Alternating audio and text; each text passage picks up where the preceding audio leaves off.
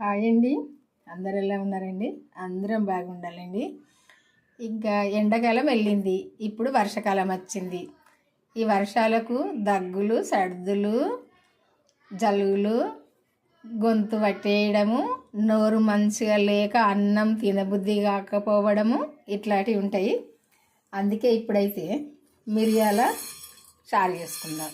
ఈ మిరియాల చారుకు ఏమేమి చేయాలి, ఎట్లా చేస్తే టేస్ట్గా ఘాటుగా ఉంటుంది అన్నది చూద్దాం. నేనైతే ఇప్పుడు ఒక 14 మిరియాలు తీసుకున్నా, 15 మిరియాలు.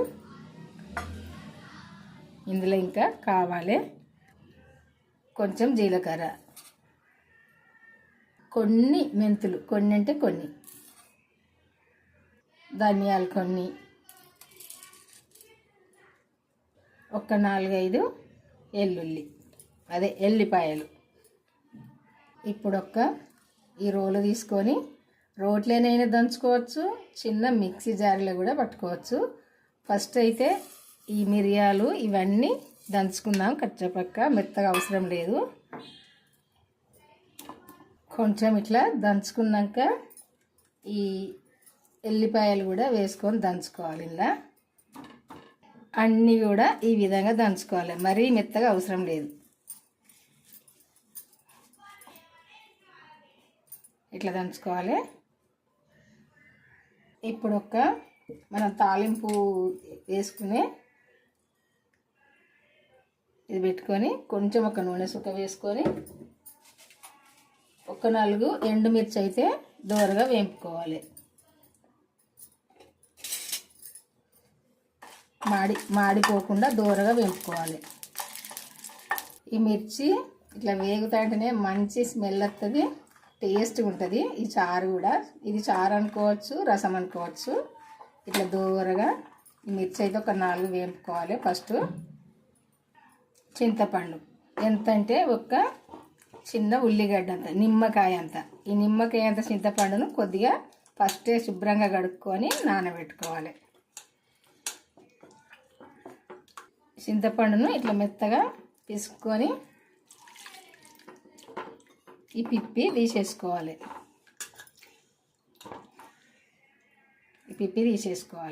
ఇప్పుడు ఈ చారు అయితే ఇట్లా చిక్కగా తీసుకున్నాక ఇప్పుడు ఇందులో పులుపుకు సరిపోయాన్ని నీళ్ళు పోసుకోవాలి. మనం తినే పులుపుకు తగినంత పోసుకోవాలి. ఈ చిక్కగా ఉంటే సరిపోద్ది. ఇప్పుడు మనం ఈ నూనెలో వేపుకున్నాం కదా ఈ మిర్చిని 4, ఇందులో కొంచెం ఉప్పు వేసుకొని ఈ మిర్చిని అయితే ఇట్లా ఇందులో నలుగొట్టుకొని వేసుకోవాలి. ఇందులో ఎలాంటి కారం వేయవలసిన అవసరం లేదు. కారం వేయద్దు, కారం అయితే చారు టేస్ట్ పోతుంది. ఈ మిర్చిని ఇట్లా మనం నలుగొట్టుకొని వేసుకోవాలి. ఎందుకంటే ఇవి నూనెలో మంచిగా ఫ్రై అయింది కదా మిర్చి. అసలు ఈ మిరప ఇవి ఉన్నాయి కదా, ఈ మిరప ఇత్తులు ఇవి కూడా మంచి టేస్ట్గా ఉంటాయి. పళ్ళు కింద పడితే మంచి చారు కూడా మంచి టేస్ట్గా ఉంటుంది. ఎక్కువ కారం కూడా ఉండదు, ఎందుకంటే ఇవి మిర్చి వేగినాయి కాబట్టి. ఇది వేగని మిర్చి అయితే ఎక్కువ కారం ఉంటుంది, వేగింది కాబట్టి మిర్చి ఎక్కువ కారం ఉండదు. ఇట్లా వండుకొని ఇది తీసేసుకొని సరిపోను ఉప్పు వేసుకోవాలి. ఇంకా కొంచెం కూడా పడుతుంది. వేసుకున్నాక ఇప్పుడు కొత్తిమీర కూడా ఇందులోనే వేసుకోవాలి. ఈ కొత్తిమీర కూడా ఇందులోనే కలుపుకొని ఇప్పుడు తాలింపుకు ఒక గిన్నె కానీ కడాయి కానీ పెట్టుకొని ఇందులో నెయ్యి అయినా వేసి తాలింపు చేసుకోవచ్చు, నూనె అయినా వేసి తాలింపు చేసుకోవచ్చు. కొంచెం వేసుకొని ఇప్పుడు తాలింపు కొన్ని ఆవాలు వేసుకొని కొంచెం జీలకర్ర కూడా వేసుకొని ఇప్పుడు ఒక 2 ఎండుమిర్చి వేసుకొని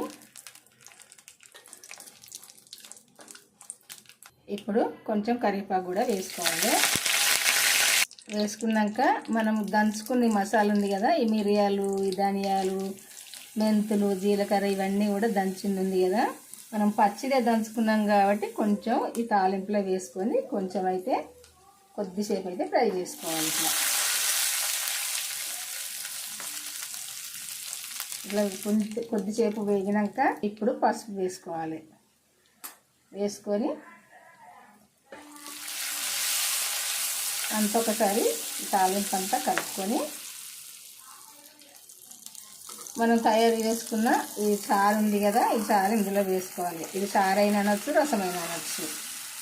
ఇంకా దీన్ని మనం కలపవలసిన పని లేదు, అదే మెల్లగా మరగాలి. ఇప్పుడు కొంచెం బెల్లం ముక్క వేసుకోవాలి. ఇది మంచిగా అదే 2 పొంగులు వంగితే సరిపోద్ది అంతే. మంచి టేస్ట్, ఆరోగ్యానికి మంచిది.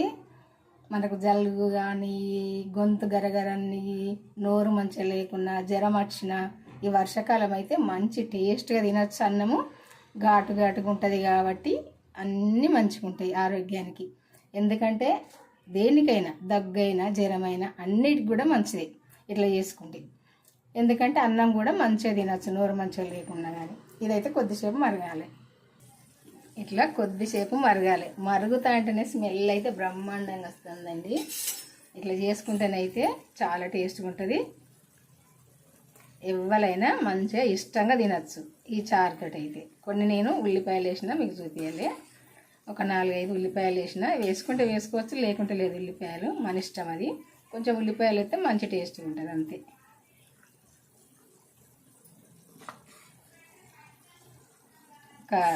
ఎందుకంటే ఒక చిన్నగా కట్ చేసి ఒక చిన్న ఉల్లిపాయ వేసిన, మన ఎల్లుల్లి ఉంటుంది కదా, అంత ఉల్లిపాయ వేసిన. అంతకంటే పెద్దది కాదు, ఎక్కువ అవసరం లేదు. కొంచెం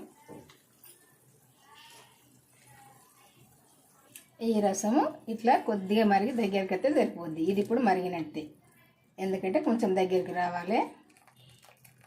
ఈ మనం వేసుకున్న కొత్తిమీర ఇవన్నీ కూడా కొంచెము ఈ చారులో మంచిగా కొంచెం ఉడకాలి. ఉడికినప్పుడు ఈ చారు అయినట్టే. చూసారు కదా, ఇట్లా ఉంటేనైతే చాలా టేస్ట్గా ఉంటుంది. ఇప్పుడైతే ఇది అయిపోయినట్టే. మరి మీ అందరికీ నచ్చింది అనుకుంటా. నచ్చితేనైతే లైక్ చేసి, ఇది పాతకాలం వంట అండి. వెనకటి రోజుల్లో ఇట్లే చేసుకునేది. వర్షాకాలం పోనిందంటే మా అమ్మ కానీ అమ్మమ్మ కానీ ఇట్లే చేసేది. ఎందుకంటే జలుబులు చేస్తాయని, పిల్లలకు గొంతులు పడతాయి అన్నట్టుగా, మన గొంతు గరగర అంటుంది కదా, గొంతు దగ్గర పడుతుంది కదా, అట్లా అని ఈ సారు అయితే ఇట్లా చేసేది. ఈ రసం అయితే ఇట్లా పెట్టేది. ఇంకా మేమైతే తినేది. ఇంకా మరి మీరు కూడా చేసుకోండి నచ్చితే. ఎందుకంటే వర్షాకాలము మంచిగా ఉంటుంది, ఆరోగ్యానికి మంచిది. బాయ్ అండి, ఉంటా మరి. మన ఛానల్ సబ్స్క్రైబ్ చేసుకొని వాళ్ళు ఉంటే చేసుకొని, ఈ సారు అయితే ఎట్లా చేసింది అన్నది చూసి మీరు కూడా చేసుకొని మీకు తెలిసిన వాళ్ళకి షేర్ చేయండి. బెల్ నొక్కండి మర్చిపోకుండా. నేను పెట్టిన వీడియోలు మన ఛానల్కి వెళ్ళి చూడండి. బాయ్ అండి, ఉంటా మరి. మళ్ళీ వంటతో కలుద్దాము.